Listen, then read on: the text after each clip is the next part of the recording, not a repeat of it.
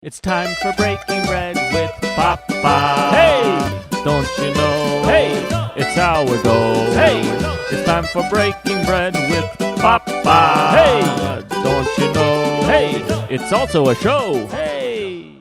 Hello, early bird. I am an early bird. It's Are you good. not? Are you not an early bird? I am. I wasn't for a long, long time, and then I had children, and then the morning radio show, and yeah, now I'm early. So, what time did you get up? I typically get up about 6 o'clock. 6? Yeah, at 6 a.m. because I just don't sleep that well. I have a sore shoulder. In fact, I'm having surgery on it in a couple of days. Oh no! So I'll be able to sleep again. So enjoy this early morning last interview for me. Because hopefully I'm going to be sleeping in from now on. So, like, what do you like to sleep on your back or on your side? I like my back, but now we're opening up another can of worms. Oh, does it rhyme with CPAC? It does. I have sleep apnea. So if I'm on my back, sometimes I wake up like this. Try to get to my breath. So, like now, so I did a sleep study. Yeah. And they said I had mild to moderate sleep apnea. Mm-hmm. So they got me one of those CPAP machines. Oh no. So it covers the face like that. And all night I'm breathing. I got the hose, and my wife goes, geez, this is like sleeping with somebody in ICU. I know, it's terrible. And I start getting all jealous. I said, how would you know that? Are you seeing somebody in ICU? How much longer do they have to live? But Tom, it's horrible because all night I have that thing on, and then I get up in the morning to go out. Then I got to put the mask on, the COVID mask. Oh my God. And then at night, of course, I'm a superhero, so I have to wear a mask, Right, when you go out crime fighting. And a mask on top of that mask. Right. Oh God. I don't know. Isn't it worth Tom, I look at all your books over there. Look at the stacks you got. Check it out. I try and let people know that I'm did you just have breakfast? Did you use I tried to get you to turn around. Fake intellect to that looked good. That was some berries. Oh, buddy, let me tell you. Let me take a look at that. That's what I have just about every morning. Oatmeal with blueberries, strawberries, bananas, and walnuts. Oh, man. And almond milk. And what I do, Tom, don't give this away to anybody. I let the blueberries and the bananas simmer in the oatmeal a little bit so they get soft, and the almond milk turns a little blue. Ooh. It sweetens it all, natural sweetening. Beautiful. Now, do you make the oatmeal the quick way or the long way? Well, I make it I don't like instant oats. Right. I like, it takes about 8 minutes to make. It's not that long. On the stovetop. I got lazy and started doing the oatmeal in the microwave. Ooh. And yeah, I apologize. I was just going to ask you this up front. Are you an upgrade now or remind me later guy? What do you? Oh, because as I logged onto my computer, remind me later because the upgrade, I don't know what's going to happen, but then I'm tortured every single time I open my computer. Well, I do the remind me later, but I picked the longest possible time away, like tomorrow. You know what I mean? I know. Not tonight. No, you're not reminding me tonight. Not tonight. Not in an hour. If we can make it for October, that would be the best. I don't understand why they torture me, and I don't understand why every website you're going to talk to me about cookies. Is that going to happen from now to the end of time?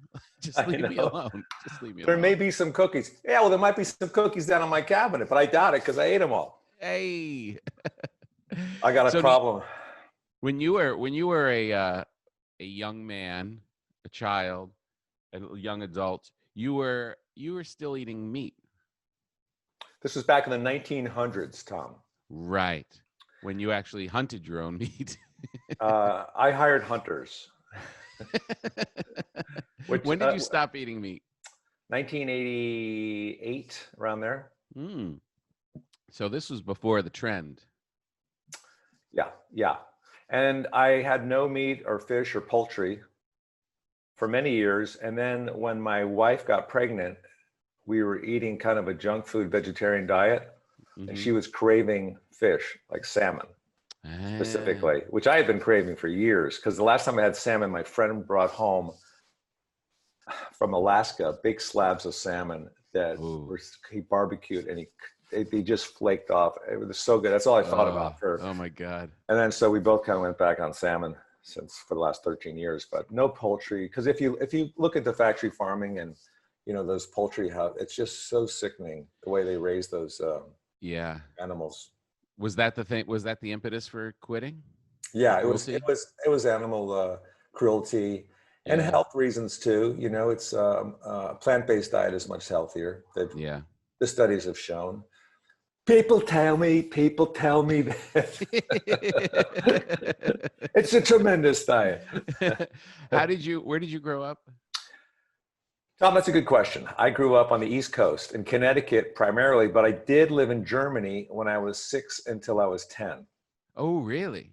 My father worked for a helicopter company in the U.S., Sikorsky Aircraft. He was an aeronautical engineer and a program manager. And so he was hired by a German outfit to set up base there. And for years, because that's the way he talked back then, they would call companies outfits. I got this German outfit. So for years, I thought he worked for Lederhosen. You know what I mean? I thought, that's so weird. He works for a company, yet he never wears their product. He doesn't wear the outfit. No. Do you have fond memories of Germany? Oh my God, yeah. I mean, if every child could live in Europe, for a couple of years, it was such an education. We would travel to, on a vacation. If we had a week vacation, we get in the car because it's such a small. Europe is so small. You could get in the car and drive in a couple hours to Paris. Oh man. Or you could drive to Greece or Spain. I learned how to swim in Greece. Oh yeah? I learned how to ski in the Alps. Oh my God. And I learned how to argue in Italy. Who taught you to swim in Greece? The water is so buoyant there. There's so much salt in the water. It's really a great, I would advise anyone, any child learning how to swim, you should go to Greece. Get some kind of, flights are pretty cheap now. Yeah. And just get out there and I guess the Salton Sea, where is that the salt? Where's the one that has all the salt where you can almost walk on it? Isn't that the Black Sea? Where it's really thick. I would be afraid to swim in a place called the Black Sea, wouldn't you? Yeah, that and the Black Forest. The Black Forest. As a child, anytime I heard about the Black Forest, I was like, "Oh man, I'm not going there." But contrary to that, the Black Forest is some of my fondest memories because we would go there as children and we'd hike and we get the carp sticks that they made, and they had all the sticks, the hiking sticks. The guys would carve out of the wood. Ooh, wow. You could just smell the pine. Oh my God. It was just really great. It's like a storybook. It's a storybook. And you know what I like to do now is, I don't know what your favorite app is, but mine lately has become Google Earth. I love Google Earth. Too. Because if you're driving by somebody's gated house and you can't see in there, don't worry about it. I'm going to go home and Google what your house looks like. And then I'm going to cross-reference on Zillow and see what you paid for it. But so what I'll do is I remember places I hiked as a kid in Europe. Yeah. And I remember hiking one place. It seemed like all day to get there. I was only like 7. Yeah. And it was like, I think it was called the Silver Springs outside of Heidelberg, Germany. And I Google Earthed it. And I love it when the satellite's coming down, you're landing, you're coming in. I'm going, here we go. And I see it. I go, that's where we walked. And look, It's only a half hour from our house. That's amazing. Yeah. Oh man. I have, my one grandfather was German, and I've never been, I was in and out of Germany really quick once. But I have, especially during this time where everything's so chaotic in our country's not really that in control of the virus, and Right, Germany yeah, has really, I it. didn't notice. Yeah, and Germany has it dialed in. I Yeah. just keep fantasizing about going. I Oh just my feel, gosh. Don't you fantasize about traveling a lot now? oh yeah, big I time. because we love to travel, you and Yeah. me. Yes. And Together. and it's just something that I really miss. And I we're know. we're fantasizing about trips. Like, where's the first place we want to go? Yeah, You I know? know. I know. I And want to go to it's Europe. I keep thinking Europe. yeah. For me, it's always Alabama for some reason. I don't know. It is magical. Well, I got married in Italy. You did? Yeah, just outside of Milano, a place called Oh, Lake Como. oh my God. You Did and a little. Clooney? Was Clooney your best man? Clooney was not my best man, but we went by his villa on Uh-huh. Lake Como, and we got married in a town called Bellagio. Bellagio. Yeah, Clooney's and place a little showy. Bit much. no, not actually. I did run into him like a year or two afterwards, and I knew him because he hosted SNL. It's funny when you work with people on SNL and they're hosts, you have a forever kinship with them because they're so terrified on that show. They latch Right. onto you. Yeah. And so I saw him at some Emmy Awards party. I don't know. I was up for something. I was nominated for something. I can't. Ooh. They all blend in together. Oh. And I said, "Hey George, I got married in Lake Como, and we went by your place." He goes, "Oh, you should have stopped in." People say that all the time. They don't really Yeah. mean it. Right, exactly. You At least I knock don't on the mean door. it. Yeah, yeah, Is that Kevin Nealon? yeah. George, but how? So, what should I say to the Italian security working outside? Yeah. That everyone else hasn't said. When they have me in a sleeper hold and dragging me into a van. I know it. Is that book on the top shelf? Is that? Which one? That the one on Groucho No, Marx? the top shelf. Are you a coffee drinker? I just went to yesterday. Yeah. I got 4 bags of coffee ground because Ooh. I like grinding it, but it's a lot of work and it doesn't. I can't tell the difference. Fresh Yes, you ground. can. Really? Well, how else do you make? How else do you make it? Well, I mean, the whole bean.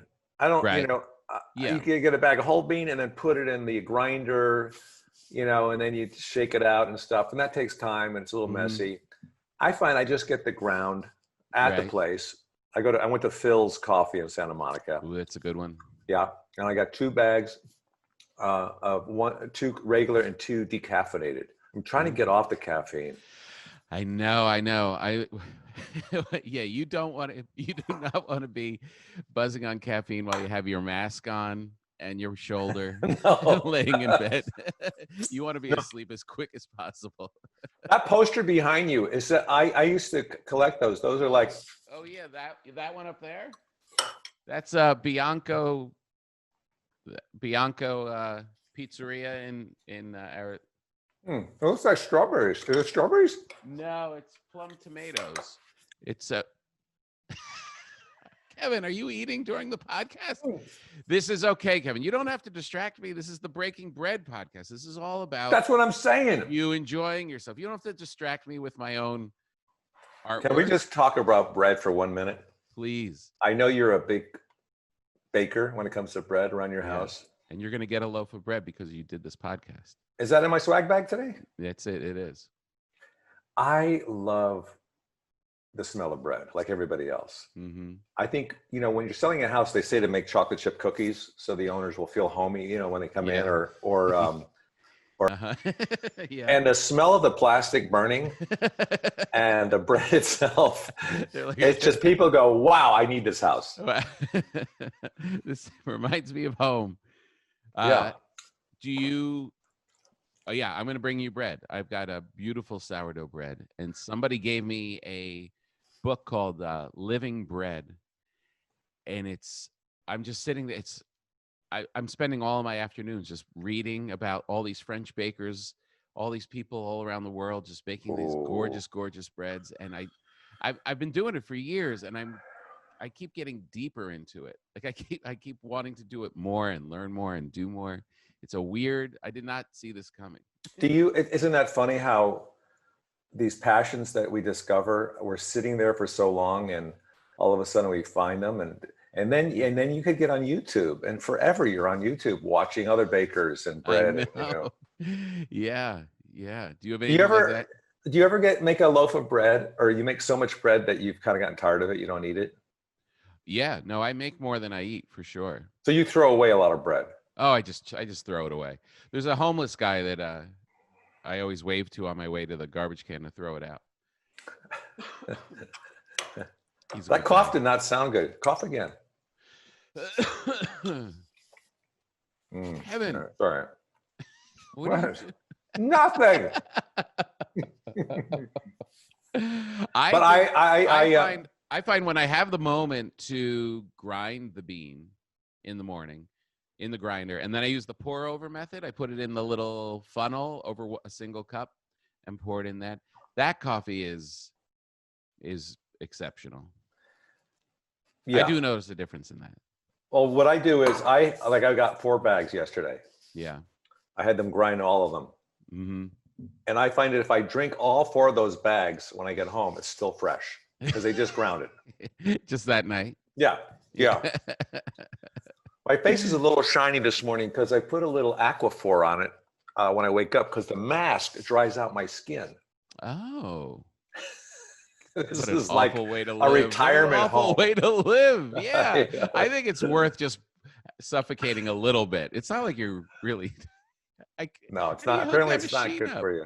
No. One time I was getting a massage and I fell asleep on the table, and I have sleep apnea. And I woke up and I almost hit the masseuse in the head because I was gasping for breath. God. Who was when you were little? Who was the cook in the family? My mother. Yeah. My mother was a great cook, a great baker. Oh, Every night. This is probably why I fought obesity growing up. I wasn't fat. I just kind of soft, But I would come home and the house would always smell of chocolate chip cookies or brownies, and they'd be sitting still warm on the counter. And apple crumb pie. And I got all of her recipes. I made sure in the last couple of decades that I had her recipes. Yeah. And she just passed away this past April. So I have those recipes, and that's amazing. My next thing I'm going to make is apple crumb pie. Yeah. It's like an apple cobbler kind of a thing. Oh man. Do you have an aptitude for it? Can you? Yeah. I could do just about anything, Tom, but I'm not good at everything. You know what I mean? Yeah, I do know what you mean. I'm very similar. Like I play the guitar and the banjo, and I'm not bad, but I'm not really good. Anybody else who plays, if there's anybody in the room with a guitar or banjo, they're always better than me. Yeah. But you can do it. You can noodle around a little bit. I could follow instructions. I could read. It's like people I say to people, "Can you cook?" No. I say, "Can you read?" Yes. Then you can cook. Right. Just follow the instructions. You'll do it. But some people have a special touch that they add, or they don't measure. I have a friend who cooks and he doesn't measure. Yeah. And he just does it his own feel for it, I know. That part is, I've been actually thinking about that. I have a friend, like, we went away for a little vacation together. And when you say went away, rehab? Well, okay.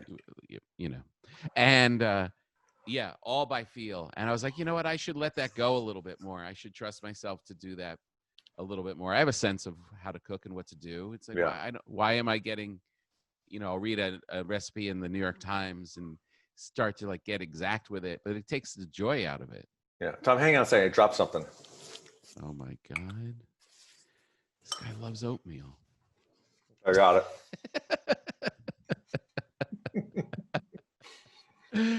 So when you're raised that way and you have brownies all the time, do you have a pretty crazy sweet tooth?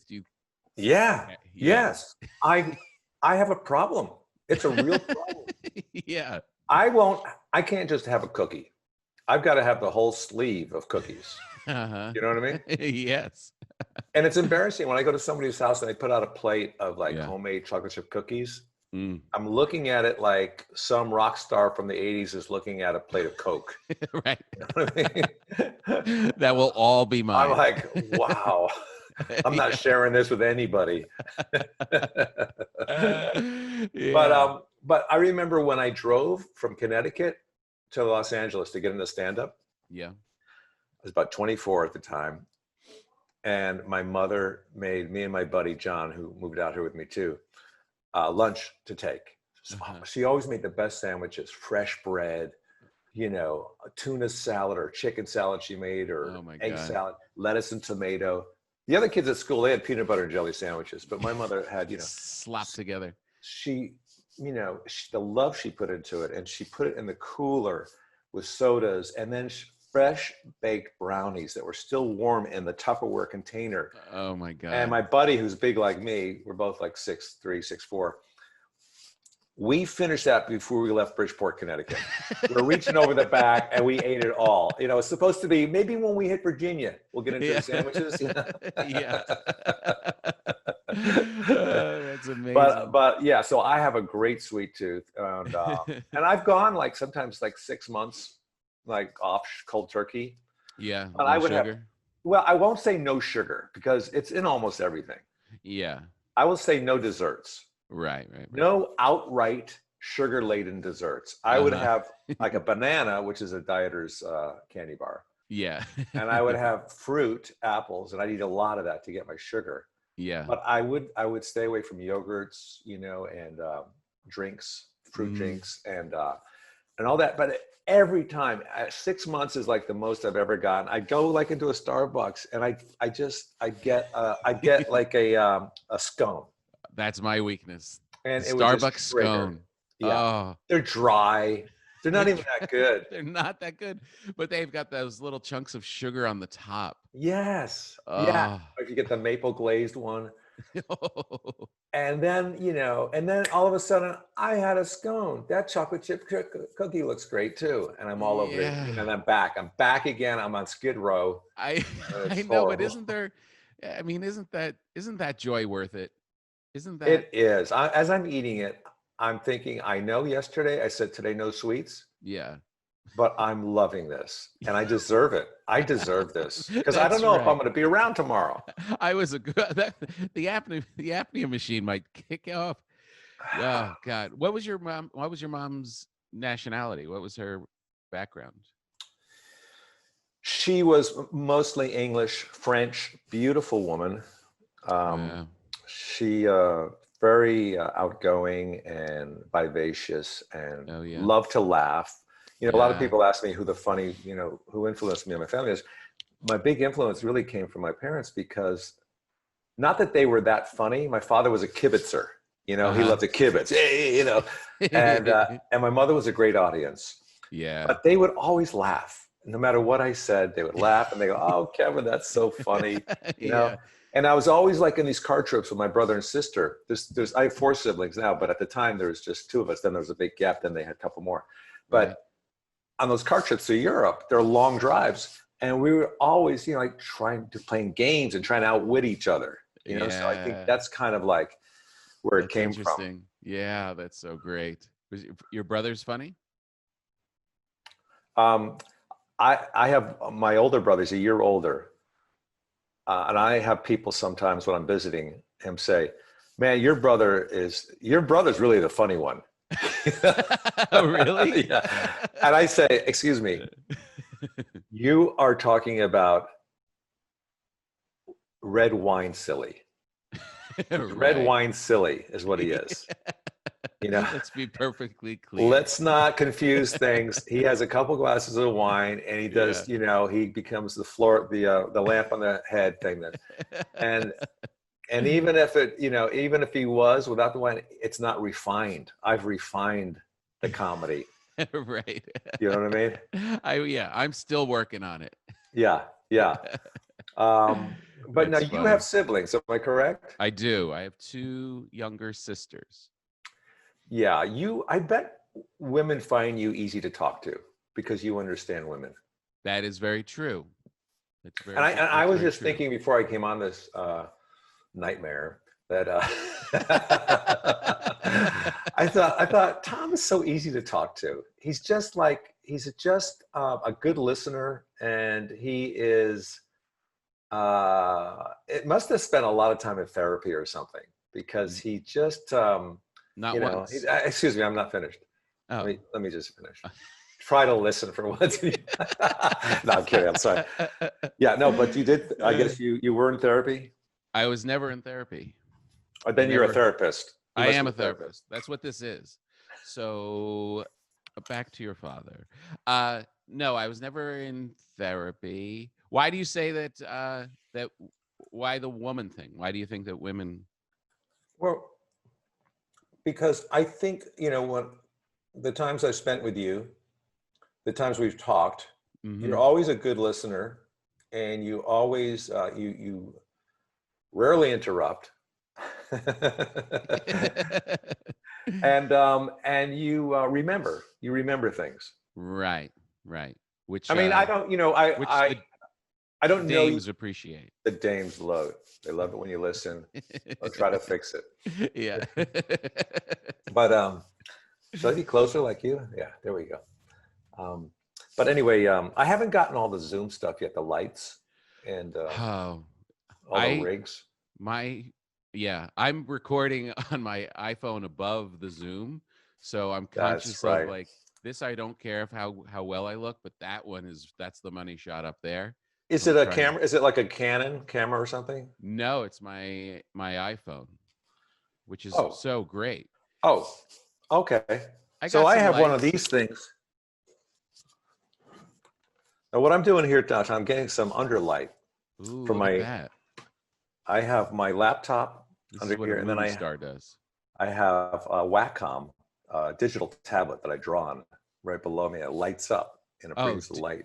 You're Chris Rock, by the way. So good. You posted your illustration of Chris Rock on the Instagrams. Yeah. Man, I'm glad you liked it. Yeah, you've got a real talent. Thanks, buddy. I love doing it. You talk about, bread, and that's your passion. You asked me if I had discovered any. And during, I've always loved to draw and doodle, but I never really took it that seriously. I would just doodle and draw and wouldn't even color them in. But yeah, mostly during COVID, the last 5 or 6 months, I just started focusing on sketching and painting on a digital tablet. I even took lessons last summer from a guy in England. I just love it now. Like right now, I'm working on one of Tilda Swinton. Do you know her? Oh yeah, she's great. She's so interesting looking. Oh my God, she really is. Yeah. And this is like this is where I'm at with her so far. Oh, that's great. But it's not. The eyes have to be fixed, but it's very rough. God. So what did you learn from the guy when he was teaching you? Because you already knew how to draw. You have that aptitude. Yeah, I love drawing caricatures. But I follow these different artists on Instagram. Like I have a whole new Instagram, a separate Instagram. It's called Kevin Nealon Artwork. And I post all my sketches there. And then I follow artists that I don't know on that one too. Like I follow maybe 40 different artists. And so I can scroll through their works. And then I find the ones that I really like. And then, Instagram says, if you like them, you like them. So I check them out. So now I have a whole following of people. I enjoy their artwork, or I'll learn from it. And I saw this one guy, he said, I teach, if you want lessons, I teach. I was sitting at LAX going on a gig somewhere. And so I emailed him and he goes, sure, let's do it. I teach caricature and so once a week I would get Skype with him. He lived outside of London somewhere. At Moist Paul, his name is MOYSC Paul, and he's really good. And he taught me a lot of just the basics of facial structure and characters and exaggerating. But the hard thing was what I wasn't prepared for was how to use the digital tablet and the stylus that you use for it. And that works, and that coincides with Photoshop. So I don't know. Like I'm just trying to learn how to draw a big nose. But but I can't get to the big nose until I learn how to, do the layers and all this and this other stuff on Photoshop. So it's a little frustrating. Is it much different than doing it just on paper with a pen? It's a lot more fun because you could dip this thing into different colors like paint and pick your paintbrush and just sketch it and draw it. And then, you can mess with it later with different filters. And I do not have an aptitude for this at all. And I'm so envious of people who do. It just seems like such a great way to spend your time. Our world is so great. People that do what I do, you should be envious. We Whatever. love what we do. Yeah, but you can't eat it. You can't eat it when it's done. I can eat my hobby. Oh, geez. I This just is a ate a perfect painting. time, Kevin. This is a perfect time for me to tell our listeners about my sponsor, Wine Access. Wine. No, not that. Not Oh, that not kind. that. Not Okay. that kind of wine. And then while you're doing that, I'm going to enjoy a bowl of that wine right here. You eat your little mush. This wine is Uh, so good. the people at Wine Access, good friends of mine, they do all of the work of finding great wines around the world and bringing them to your doorstep with no subscription needed. They have these great sommeliers, these great experts. They go out and they find all of these wines and then they bring them right to you so you can learn more about wine. You can get into it. You can learn the stories about the wines and not feel like a boob when you're trying to figure it out. Last night we had this amazing wine from Burgundy. We had a couple friends over, and this is the thing: we had wine when we were on vacation, like I was talking about with my friend, and we opened a bottle of wine. It's just kind of like you get through it. It's kind of headachy, and it just does nothing. Last night we had this Burgundy, and you open it up, it just changes the whole room. Everybody, all of a sudden, there was like a magic to it, and not That's every called wine. getting drunk. Yeah, That's well, called getting buzzed right there. the second bottle was really amazing. Much better than the first one. Much better. Much better. Uh, so these people at Wine Access really great. They do all the work for you. Like I said, you don't need a subscription, but if you do, then you can get 6 bottles every season. Really great. So anyway, they have a limited time offer for my listeners: $20 off your first order of $50 or more. It's a great discount on these incredible bottles. That's $20 off your first order of $50 or more. So use my special URL, wineaccess.com/papa, to order yours today. That's wineaccess.com/PAPA for $20 off. Do you drink wine? If I'm going to drink, it'll be a glass of like red wine, maybe Yeah. once a week or once every 2 weeks. I don't really drink that much. Yeah. I'm more about cookies. I told you. I know, but you know what's an interesting thing is when people quit sugar, wine's kind of the sneaky sugar. Oh, is it? Oh, yeah. Oh, no, I know Yeah. there's a lot of alcohol and sugar. But let's just talk about the word sommelier for a minute. Yes. Can The there be a sommelier. harder word for a drunk person to pronounce? Kevin, I swear to God, in the ad copy it says sommelier, and I skipped it just because I don't know. I'm not confident saying it. Is it sommelier? Sommelier? Even as we're sober, we can't pronounce it. I know, it's sommelier. Sommelier. Do you Are they speak? from? Can you speak other languages from your little European Well, upbringing? like I said, I can do a lot of things, but I'm not good at any one thing. I used to speak fluent German when I was a kid. I still Really? remember a lot of it. I took French in high school, and I aspire to speak French. I have the tapes, I listen to when I'm hiking sometimes or in my car. Yeah. And now my latest thing is I want to learn Spanish because, I mean, we live in Los Angeles, which is, a large percentage of Latinos are here. So Right. I know. I wish I want to speak Italian. That's really what I want to dial in. I would love Italian, but how often would you use it? I know. The whole problem is you got to get the app, and then you got to get the thing, then you got to get an Italian girlfriend, then you got to hide that from your wife. Honey, I'm enmeshing myself in Italian, and that requires an Italian girlfriend. Get over it. I have been living metaphorically in Italy for the last probably 2 months now, because I'm reading a book on Leonardo da Vinci. And they're talking about Florence back in the 15th century and Milan and all these places, and I'm just loving it. And I don't read that often, but lately I've been I said it's time to pick up a book now instead of a script, and start reading books. Yeah. And I've been just savoring every page, and also because I love art and I love what he was all about, and I'm learning about his art styles. And he was left-handed, so they can tell a forgery of his, whether it's authentic or not by his brushstrokes, because he goes left to right, right to left. Oh, wow.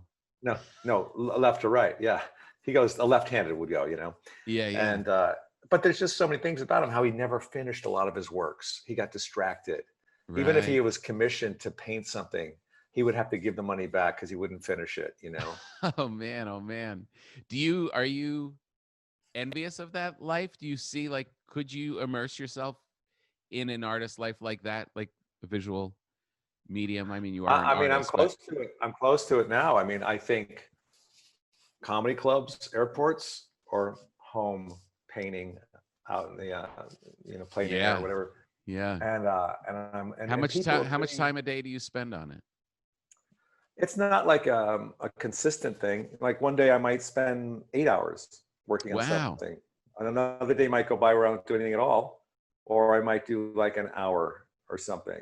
Right. And as you know, what I found to be very helpful is to work on something one day, put it down. You think you're finished, but then you come back the next morning and you look at it, having not seen it all night, Right. breathing through a CPAP machine. And Yeah. then you come to the painting, you go, oh, that neck is not right, or that ear is too small, you know. Right, So right. little things, but I do, I'm reading about him, and as romantic as some of it sounds, the painting and, Yeah. working in these courts of the Duke of Milan, and I think that's all great, but they had like they had outhouses back then and no Yeah. electricity. I know. I Yeah, know. Syphilis. yeah, yes. Yeah. But these what I'm reading, and I kind of knew this before from watching Game of Thrones, some of these leaders back then, they had these really young wives, like 15, they impregnate them, and it Uh-huh. was perfectly fine, and also mistresses, which Right. was acceptable or understandable at the time.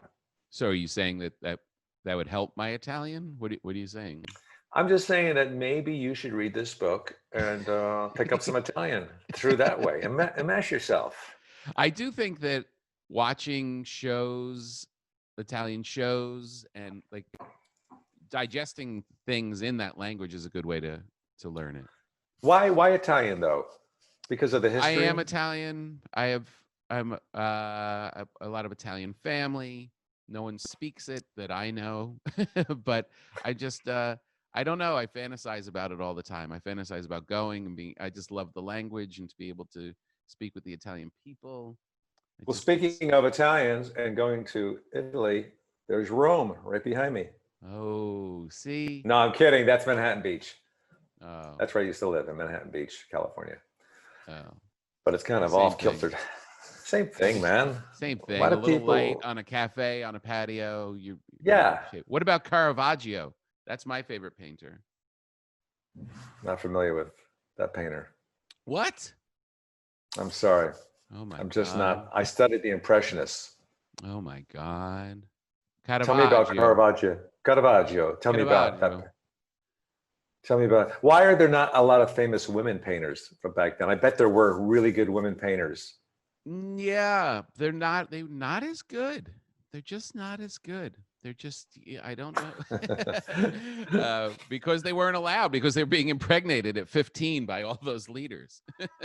Yeah, I guess. You I weren't allowed guess. to go do all that stuff. No, no way.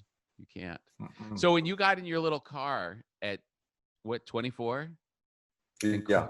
and cruised to LA, It was my were you, grandfather's Pontiac Grand Borough, which had almost 100,000 miles on it at the time, and that was 1977. And for that period of time, that was like your car should be in a junkyard. yeah. You know? Yeah, anything But over it was 60. it was one of the first cars that had power steering. I remember the day Ooh, he got it, he showed it to me. I thought, oh my God, you barely touch it and the car turns. You know. amazing. Were So yeah, I you got. were you confident heading out? Did you feel like this was definitely the right path or were you scared? I was all of that. I was confident. I was a little nervous, and I was excited, man, because I'd never been to California. And as an East Coaster, you grow up, you listen to the Beach Boys, you watch these skateboarding, videos, Yeah. and the ocean in the background. And I thought, and then also because I was so into stand-up comedy, just as a viewer, this is where they all go. They go to the Comedy Store and the Improv, and Yeah. that's where Freddie Prinze is and the Tonight Show and Johnny Carson. I'm going there. I was so Wow. excited. So exciting. It And was was your so, wasn't buddy it? My was buddy your buddy had, go? He would go with me. I waited for him to graduate from college. We went to the same college. So I waited for him to graduate. Then we both went to Europe for about a month and a half. We did the Euro Pass and the youth hostels. Came back for a little bit, back to Connecticut. And then I told him, John, I'm going to California. Do you want to come with me? I didn't tell him I was getting into stand-up. I said, I just want to see it. And I wanted company. You didn't tell him? No. But I eventually did. And we went to Los Angeles. And I remember we pulled into the Improv on Melrose. It was in the afternoon. I go in there because I want to see it because I heard all about it. And Bud Friedman's in there. And he was probably in his 40s at the time. Yeah.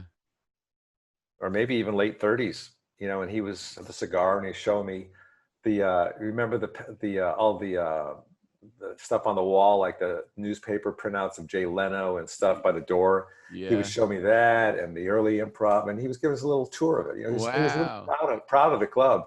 Yeah. But my buddy and I, we moved down to San Diego for a couple of months because we wanted to check out San Diego too, you know, because that seemed like a cool town. And this was in November, and we both got jobs working as department store Santa Clauses through Manpower.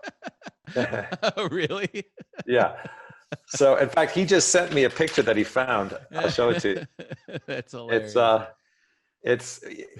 worked at the Sears department store. That you're both doing it is so funny. Yeah, we both worked as Santa Clauses, and we were the worst looking Santa Clauses too. We were I was 24, like I said, or 23, something like that. Yeah. And he had just graduated college, and they were the worst Santa Claus costumes as well. Of course, it's San Diego. This is my friend John. We both played rugby together too, so he's got a rugby shirt on here. But he's sitting on my lap. He just sent me this the other day. I was really happy to get it, and that's me as Santa Claus. Let me see if I could get a good shot of it there. Oh my God, that's creepy. Isn't that crazy? And I'm telling you, because like it was the one from Christmas Story when they go up on the slide and it's like this demented looking Santa. Bad Santa. Yeah. Oh my God, that's hilarious. But because it was San Diego, a lot of kids would come across the border from Tijuana, and they didn't speak English. And they would just sit on my lap, and they were terrified. And a lot of them, you know, would be crying, and they'd be peeing. They'd pee on my lap. And this company knew that would happen, so they Scotch guarded all the pants. Oh, so the pee would just bubble up, and it would roll down the pant leg onto the floor. Like Rain-X. Yes. Like, yeah, exactly. Like on the windshield. But it was a fun time for me. And oh man. So when did you come back up to LA? So we were there for a couple of months. He met a woman one night. We were bar hopping at Santa Claus's to the discos. He fell in love with a woman. Woman went home with Santa Claus, and they ended up getting married. And I'm the godfather of one of their children now. Wow. They're still married. Still That's married amazing. like almost 40 years later. Yeah. Amazing. So he stayed there, and I came up to LA to do stand up. Yeah. And what was your first of those clubs? What was the first place you felt? It was I came back to the Improv. The Improv, yeah. It was the first club I ever got up on, but it took me like 6 times. I drive in from Downey, which is about 45-minute drive to Hollywood. I was sleeping on a couch of a friend that I used to lifeguard with back in Bridgeport. He was a substitute teacher at some school in Downey. So I would drive in every Sunday night was open mic night at the Improv. And the first night I would sit out there in the car across from it and just watch people go in. Yeah. I was like a stalker. I was stalking a comedy club. I get it. Yeah. And then the next week I get the nerve to go inside to the front bar area. And I'd watch people go back and put the names in. I look through the door, I see people getting up. I go, oh. And then, you know, so I eventually worked my way back, and I put my name in the bucket one, and they called my name, and it was like a perfect time, like 10 o'clock, packed. Everybody's looking around. Kevin Nealon. I'm looking around because I don't want to go up, you know. I'm looking around for Kevin Nealon. I'll go up. You know, 2 more times, I think I went up at like 1:45 in the morning. There was 2 drunk tables there. I went up, and that's all I needed. I was hooked because I was on the stage. Freddie Prinze was on, and Andy Kaufman, and all of Albert Brooks, all these great comics that I admired. God. So, do you remember any of your first jokes in that first set? Do you remember? Yeah, I remember I had a scroll of typewriter paper I brought from home, and I taped it together, the pages, so it was a scroll. And I would handwrite all my jokes out. They were jokes like, I remember I lived in a really tough neighborhood, But the thieves were kind of considerate. Like I remember coming home once to find my car. All the tires were stolen, but they were resting on 4 cinder blocks. And I opened up my trunk, and my spare tire's gone. But they left me a spare cinder block. That's the kind of crooks these guys were, you know.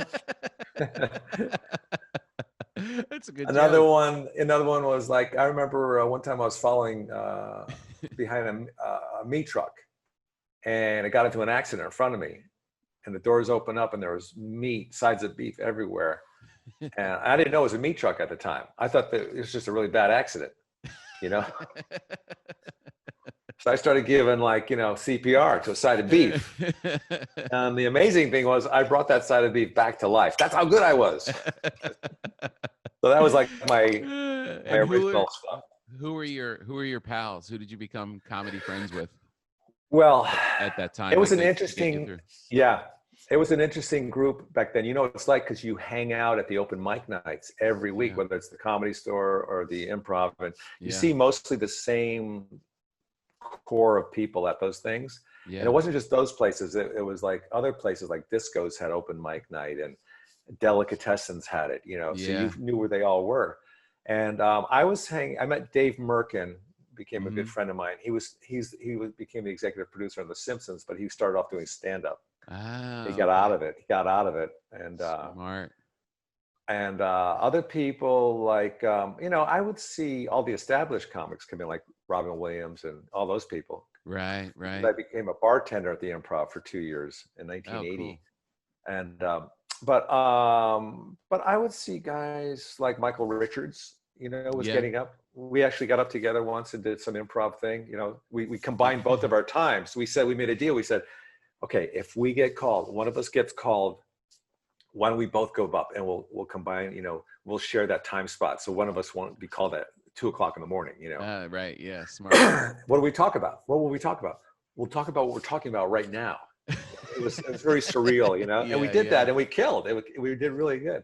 Oh, that's funny. And so it would be him. It would be, I'm trying to think of the people that kind of came out of that. You know what I noticed is a lot of the comics that were being supported by either family or sponsors, people that believed in them, never really kind of went on to do anything because their life was too comfortable. Interesting. I was working, part-time jobs. I had an apartment for $135 a month, which I split with a roommate. So $67.50 each, and I fixed it up. It was a 1-bedroom. We turned the living room into another bedroom, and I refinished the hardwood floors, and it looked pretty good, but it was small.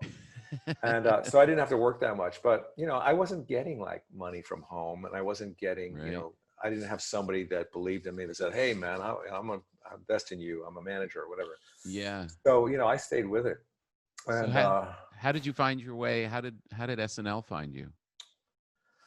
Oh my God, I've told this story. Have I ever told you this? I don't think so. I hike with Phil Rosenthal a lot. He's a buddy of mine. Everybody loves Raymond. Phil's great. Creator, yeah, great guy.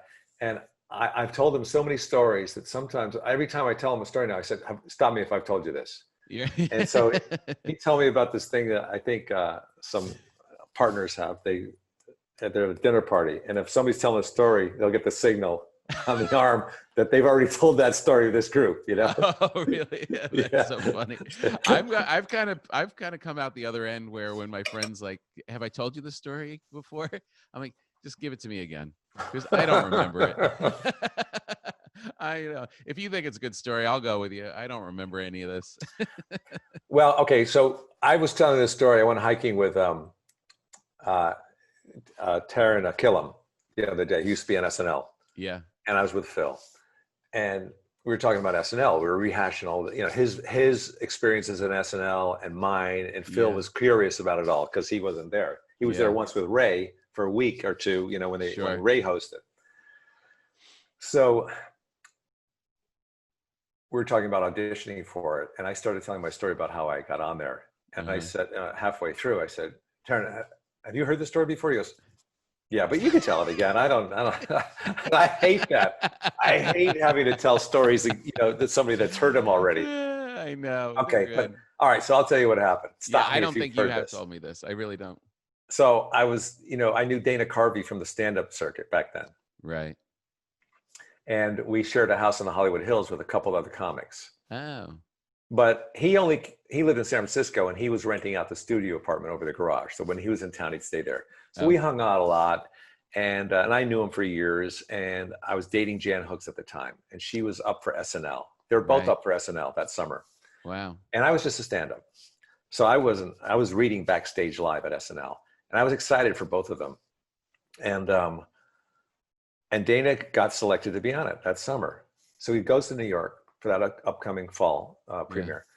And I'm excited. All of a sudden, I get a phone call from him. He goes, Kev, it's Dana. I'm at Lorne Michaels, the producer's house in Long Island. I'm in the back bedroom. Guess who's in the kitchen? Bill Murray and Dan Aykroyd. I said, you're kidding me.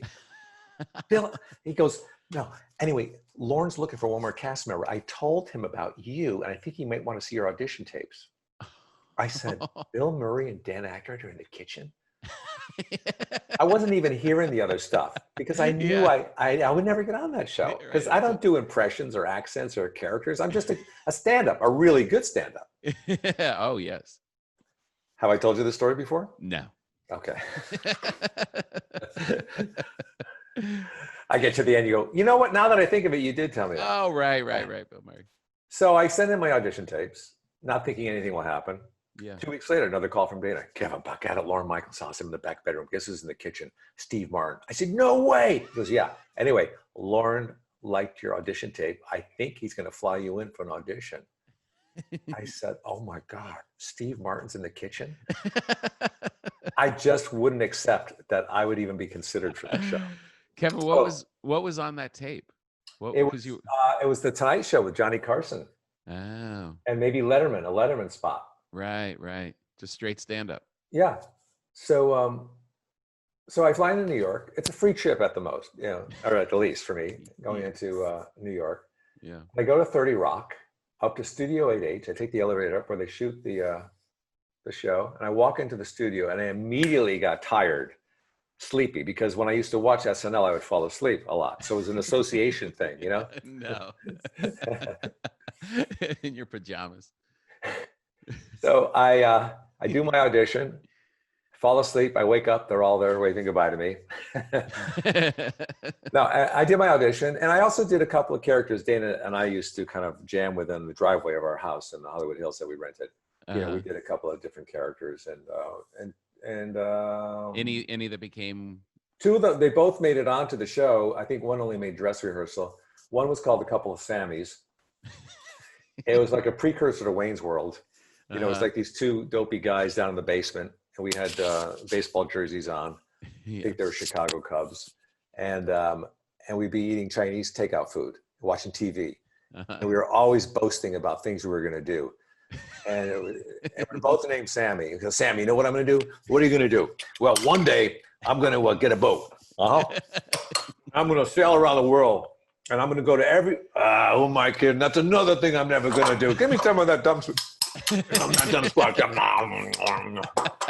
was like that, back and forth. It's great. Another one were these two adult actors, adult film actors. And we were sitting in the makeup, getting made up. And it was just very casual talk to each other. Jason, are you guys going on vacation this year? That's nice, Judy. Make it nice for the people. Put some pinstripes on down there. That's nice. Are you going to, you guys getting that new plasma screen TV? Yeah, that's it. Yeah, a little glitter on the side would be nice. And so it's all that kind of stuff. It's funny. So from that one audition, you got it? So I do the audition. I fly back to Los Angeles, and 2 weeks later, I find myself sitting in a high-rise in Beverly Hills across from Lorne Michaels, and he's offering me a job on SNL. Oh, wild. Yeah, and I listened to him, as people do. And at the end, I said, that's a very nice offer. Let me think about it over the weekend. That's the way I roll, baby. That's how that's how I negotiate. That's how I play it. How do you think I got on your show? Bacon bread, or whatever it's called. Did you really? Did you tell him I did, because I was with Brad Gray, who became my manager once I got on SNL. Yeah. And he had been working with me a little bit, but he kind of steered me and guided me. And after Lorne gave this long, explanation of how he sees the show for that coming year, he excused himself to go to the restroom. It's perfect planning so that Brad and I can talk about it. At the time, I don't think I knew that Brad was also managing Lorne Michaels. So he said, well, you know, he's offering you a job as a writer and a feature player, guaranteed 7. You know, just tell him to think about it over the weekend. I said, are you serious? He said, yeah, just tell him to think about it over the weekend. So he comes back and I told him, I said, let me think about it over the weekend, Lauren. He goes, all right, well, you think about it over the weekend and we'll see you in New York on Monday. So the next thing I know, I'm at a Lorne Michaels house in Long Island. And I got a call from Dana Carvey. He goes, Kev, I'm in the back bedroom at Lauren's house. This is in the kitchen. I said, I'm in the kitchen now. That's me. That's me. Oh man. That's amazing. That's a pretty easy path. It sounds like It was really interesting because I think he was going more on chemistry of people because I knew Dana and I knew Jan. I knew Jan really well. Right. And Jan ultimately got selected to be on after I was, which was weird because I wasn't even in the mix in the beginning, you know? Oh man, that must have been a little relationship stress. Well, it was very stressful for her too because her mother was dying. Her mother had just died. Oh God. And then they bring her to New York. Right. And she also had stage fright. Oh, Jan really? Fright, she had a very serious, case of stage fright. So every Friday night, I would have to really reassure her she's going to be all right. Right. Focus on that, you know. And I didn't really, my first year on SNL was really kind of tumultuous and difficult. Because of that? Because guiding her while you're doing your own thing and just all SNL that alone is stressful. Yeah. And when I'm trying to take care of other people at the same time, I remember right before I went on to do my first sketch was Mr. Subliminal. Right. Lauren, in his sense of humor, over 5 seconds away coming out of commercial. That's my time. Now it's my first time on SNL. He puts his hand on my shoulder. He goes, "Are you sure this is what you want?" That's great. I know. He's such a strange character. Everybody has it seems like the mental aspect of what he would do with people. Was he constant? Was it just a natural thing, or was he manipulating things in a calculated way? To this day, Tom, I don't know. I mean, the position he is in is very it's a very unusual position because he's on this show that's been going for so long, and he has all these personalities he's dealing with, and he's trying to have a good show every week. I see a lot of different sides of him. I really like him a lot, and when I'm with him one-on-one, and we're not at 30 Rock, where it's very personal and friendly, and and then I've seen sides of him where he's that businessman, he's that producer where he makes everybody wait for a long time, and and then we've had our everybody has their period of time with him where it's kind of not that smooth, you kind of get through it. But all in all, over the years, to this day, I like him a lot, and I love watching him, that he's still at the helm of the show. Yeah, man, it's such a amazing run, just amazing. I mean, he's touched everybody, all these giants of comedy that have come through there, and that he's been the one common thing that's been there the entire time. Yeah, I don't think it'll be the same without him. It'll never be. And then if that show goes on for another 20 years, there'll always be references to Lorne. I mean, I'm sure they'll have like a statue of him at 30 Rock on Studio 8H as you get out, But speaking of running, Tom, I am actually going to meet Phil Rosenthal and Will Forte at a nearby canyon for a hike. And by the way, you're always welcome to come. I'd love for you to come on a hike. It was no one camera. One of my nicest show business moments was hiking with you on your show. Really? Oh, thank you, my friend. Thank you. It was so great. I just love that show so much. And I'm so glad you liked it. To be a part of it is amazing. Hey, tell people where you're going to do. Oh, yeah. So I haven't done stand-up since March because of COVID. Right. And I've been formulating a lot of material areas, and I was offered this opportunity to do a show, live stream comedy through a company called Rushtix, RUSHTIX.com. Okay.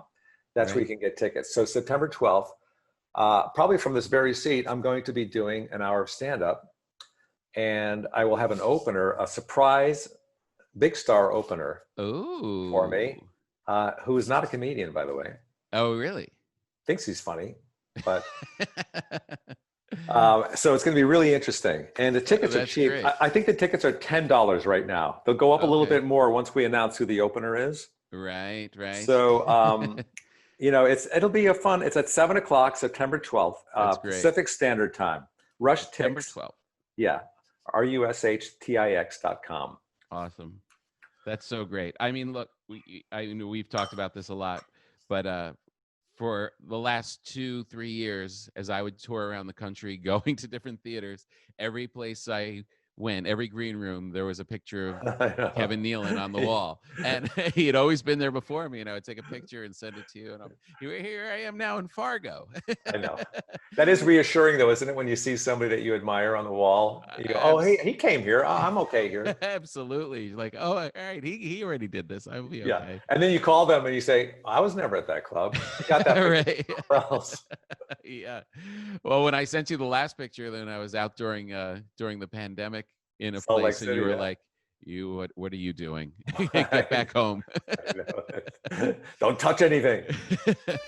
Well, you're the best, Kevin. Thank you so much for doing this. You're really Thanks, Tom. Thanks for having me, man. one I of my love you. favorites. Same here, man. I think we could be good buddies if I had the patience for you. If we're allowed out of our house. Yeah. All right, man. Tell Okay. Phil I say hello. I will. See you later. All right.